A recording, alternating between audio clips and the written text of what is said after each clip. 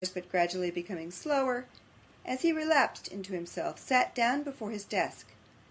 It is one of those problems of human nature which may be noted down, but not solved.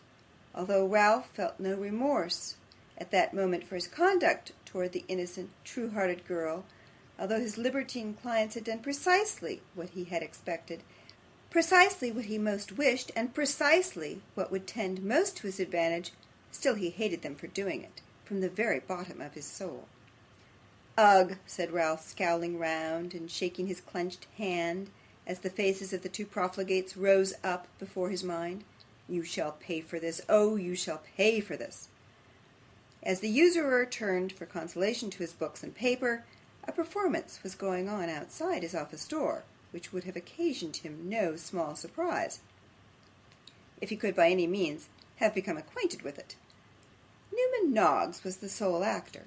He stood at a little distance from the door, with his face towards it, and with the sleeves of his coat turned back at the wrists, was occupied in bestowing the most vigorous, scientific, and straightforward blows upon the empty air. At first the sight would have appeared merely a wise precaution in a man of sedentary habits, with the view of opening the chest and strengthening the muscles of the arms.